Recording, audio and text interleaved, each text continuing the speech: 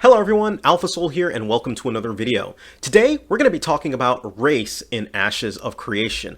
Continuing on with my info series, the purpose of this video is really to give you an introduction if you're not familiar with Ashes of Creation, or even if you are and you want to learn a little bit more about races in Ashes of Creation, this video is for you. Now, the way that it's going to go is I'm going to start off with an introduction in terms of letting you know what each of the 9 races that you can actually select out of, and then I'm going to go into some general info about races and what it actually brings to the table. All of this is timestamped, so feel free to skip around if that's more your thing. Now, keep in mind, at the time of the creation of this video, this is actually before alpha, so there are some things that can definitely change in between then. Nothing is set in stone just yet, and there may be some significant differences. And when that happens, I'll go ahead and create another video updating this one to give you guys the most latest information that we actually have out there, right? Now, without any further ado, we're just going to go ahead and get started. First, the first pair we have is coming from what are known as the Aela Humans, right?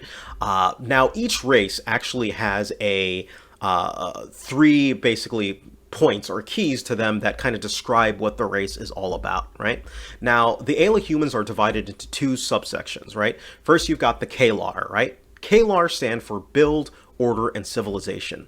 The Kalar are your typical Anglo-European, and they have an architectural background of French medieval. So think castles, those grand things that you kind of see and know to expect. The second subset is the Valoon. The Valoon are trade, law, and hardship. The background for the Valoon is really, when I look at them, Middle Eastern, African, and their architecture really kind of reflects that. But they're desert, and darker skin. And with the Aela Humans, just in general, you can expect to be able to, customize your character much like you would a human. So you won't be able to go outside of those boundaries too much or anything for that. So, expect to have those more humanly type of options when creating a character. The next race we have, or the next pair we have, are the Pyrian Elves. The Pyrian Elves consist of 2 main subsets, the Empyrean and the Pyri. Now, the Empyrean Elves stand for Imperial, Pride, and Culture. Their background is really Greco-Roman. When I think of them, I really think of High Elves, if you will, right? The more formal, elegant type of elves that are tall, have really striking features, and have a sense of regality about them, if you will. That's the impression that I'm getting from the Empyrean Elves. Whereas the Pyri, on the other hand, are more about nature, balance, and fury. So they're your wood elves, if you will, the elves that are tree huggers, the one bounding around, frolicking through the fields, if you want to call it that. But they're primarily based off of that. And their background, I believe, is Navajo, is the architectural significance of what they have in their structures. So you can kind of get a sense of what their buildings will look like based on that. Now moving on, we've got the Kaivek Orcs, right? And orcs, when I think orcs, most people have an idea of what they have in their head of orcs, and it's not really too much different with Ashes of Creation and of what an orc is going to look like. Powerful, muscular, and the orcs have 2 main factions as well too.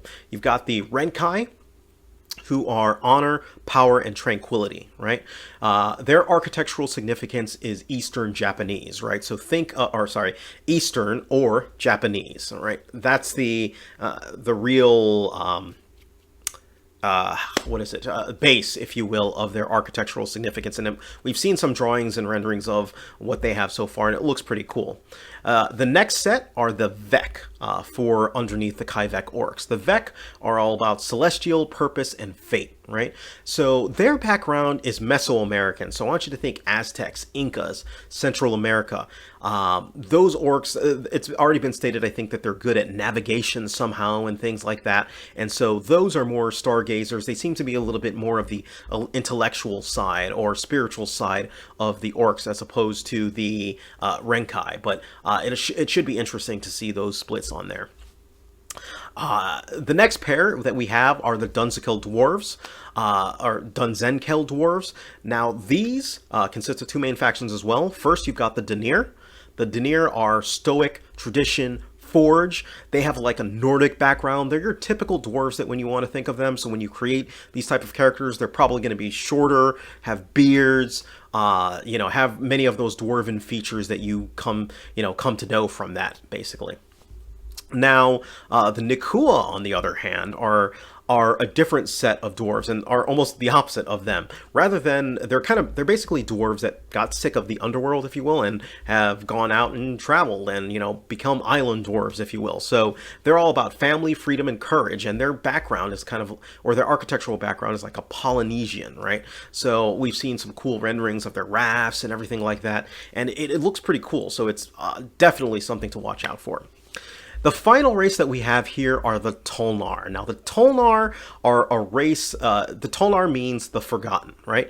The best way to understand the Tulnar, I have to give you a little bit of a background on the history of Ashes of Creation, or the world that's in. So the world, Ashes of Creation takes place on the world called Vera, and there was some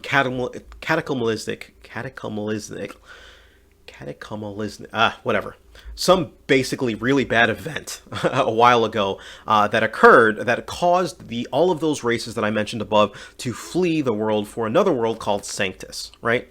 Now, this world called Sanctus was separate. Not everyone made it over to this world called Sanctus, and some fell back to the world instead of going through the portal like they were, and ended up going to the Underrealm that's on Vera to go ahead and hide out, basically.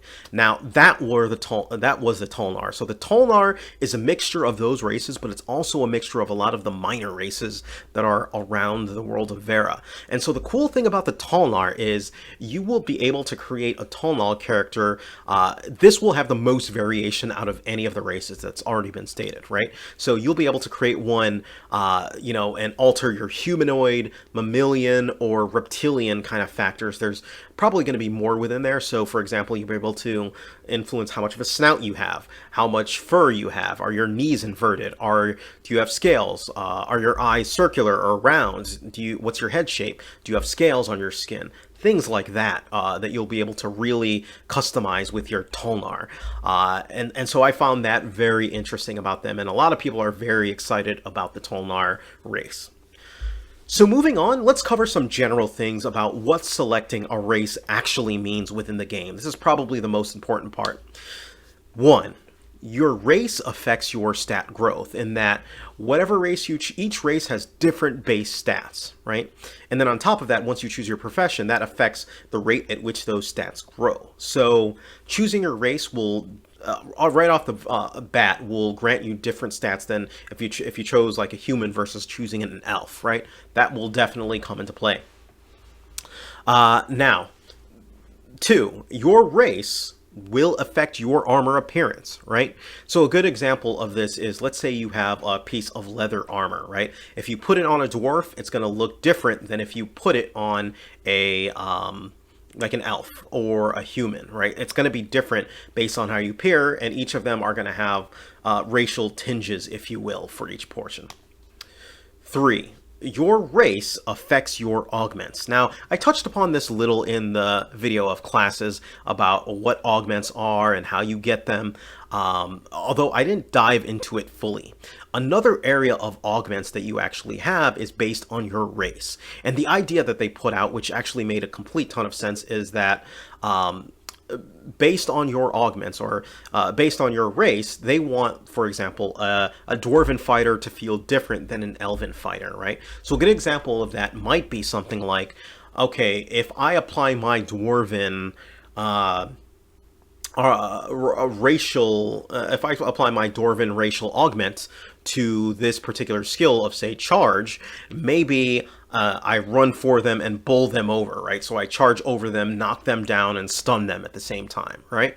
Whereas maybe if I'm an elven fighter, right, and I charge, maybe my elven augment allows me to have 100% dodge while I'm charging. So anything that attempts to hit me at that point misses until I hit my target. It could be something as simple as that. The point is, it's going to be a significant choice from that. We don't know what it actually is, just throwing out their ideas, but that's the idea.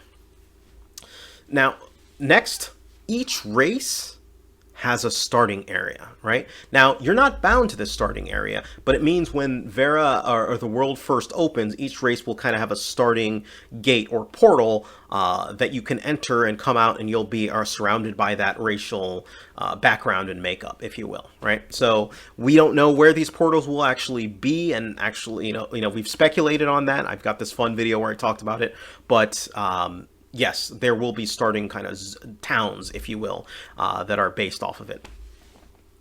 Now, next, the node look and feel is based on everyone's cumulative race. What do I mean by that? I mean, so the node system is far more advanced, and I'm eventually going to get into a video talking about the node system, but to sum it up, the more people you have of the same race, basically, and completing quests and doing things in an area will influence the architecture of the town as it grows, right? So if you have primarily orcs that are completing quests in a certain area and adding to the node influence, then as that node grows and develops, it's going to be orc. Right, it's going to have that, let's just say it was Renkai, right? It's going to have that Eastern Japanese feel, right? Or if you had a bunch of Pyrian Elves, right, who have Pyrian Elves who have that Greco-Roman, then you're going to see buildings crop up that look Greco-Roman, and the town will have a Greco-Roman feel. So the majority race will determine what that node looks and feels like. So, very interesting. Next, NPCs will act different to you based on what race you are. And then finally, there may be quests based on your race. They've talked about this. It sounds like it's not quite set in stone yet, though maybe it is. It's been kind of thrown out there.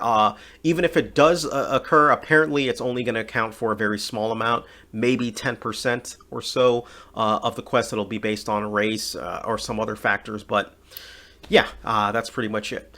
So that's pretty much it on races, guys. I don't know about you, but I'm excited for this aspect of races actually having more of a more meaningful take, if you will, within Ashes of Creation. And yeah, it's just something interesting to look at. I specifically like the building influences and how the majority can kind of influence that node. And I really do like racial augments as well, too. Having fighters of different races feel different, or just having classes of different races feel different. So very interesting aspects. Let me know if you have any questions whatsoever. Please feel free, put them down. Let me know what most excites you about races, or do you not like it? Do you like it? Who knows? All right. Thank you guys. Take care of yourselves. Alpha Soul out.